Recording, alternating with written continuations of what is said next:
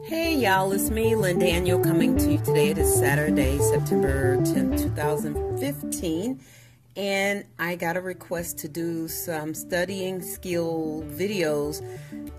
So I'm gonna show you some different techniques that you can use when you're studying. These are techniques that I use with my English language arts and social studies students, 7th graders, so it's applicable to any grade level, but I'm thinking,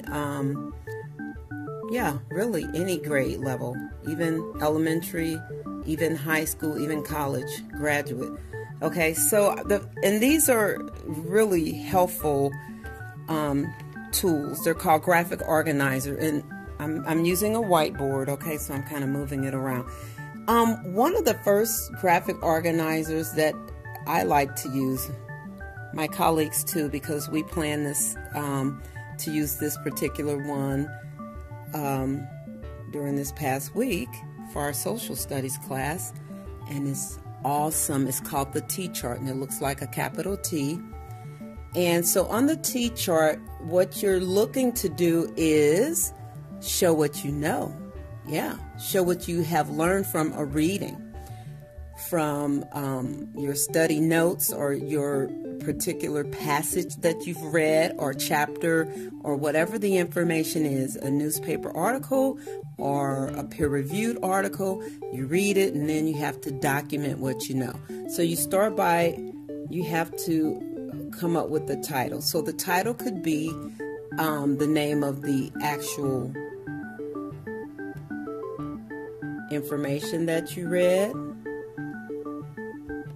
So it could be the name or title of article, book, chapter, etc. that you read. Okay? So that's what goes on the horizontal bar, I guess you can call that, of the T chart. Okay, so now on this side of your chart, you're going to write questions, and these are questions that you need to formulate. And then on the right hand side, you're going to write answers to the questions that you formulate. Okay, so, and I typically, like in social studies this week, when I had my students use this graphic organizer, I had them to do 5. It really depends on your time constraints, what it is that you are, like the content, the load of the content. Okay, so you can do as few or as many questions and answers that you want. Now, you can also, and your answers need to be parallel. So whatever next to, so they should correspond, of course, right? Your question 1 should correspond with your answer 1 to keep it parallel. And then if you want to make this chart a little more, like differentiate the chart and make it a one step more challenging, you can turn the T chart into an eye chart. And you do that by adding a lower horizontal bar, and down here what you're going to do, you're going to summarize the content that you read. Summarize the content of your questions and answers. Okay? Now, a summary is short and sweet, right? So it needs to be very specific. It needs to be concise. It needs to use the content language. Use the content language like vocab, themes, concepts,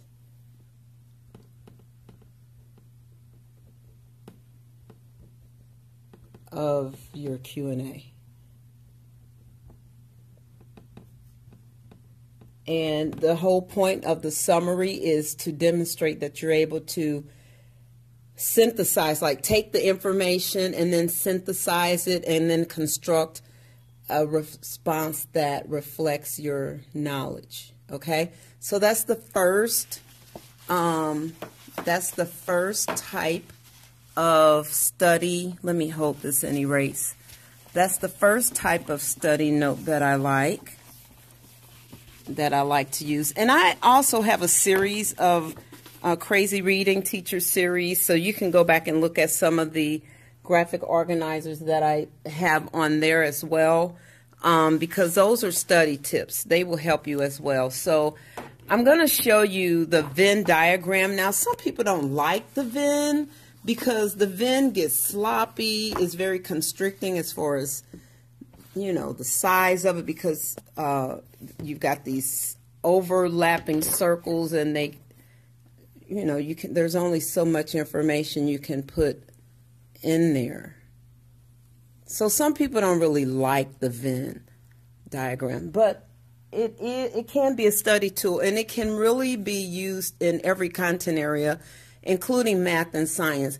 And in math and science, I have seen a 3-point Venn or whatever, where you have 3 overlapping circles or more overlapping circles than just 2, to show relationships and cause and effect and all of that. So the whole point of a Venn diagram is to show parallel relationships, or just to chart out what you know again. So you name your Venn, you name it based on whatever you're studying.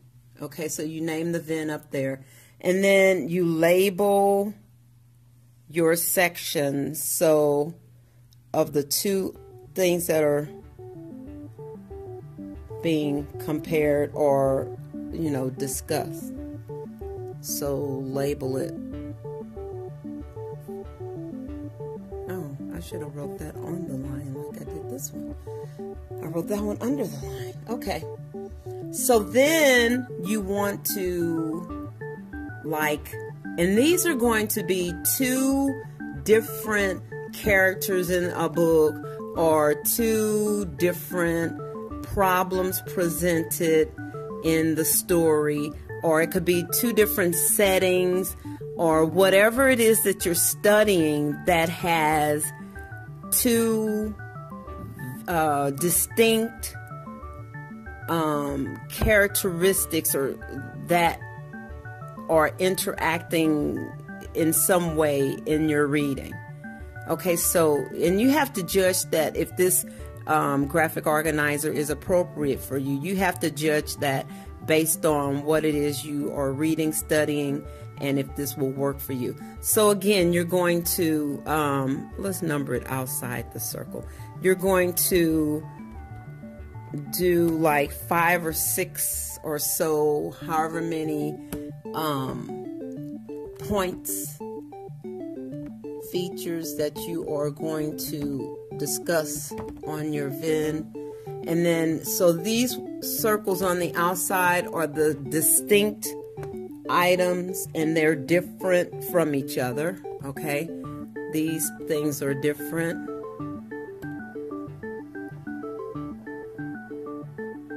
Or distinct. Okay, so they have their own characteristics that distinguish them from this other one here.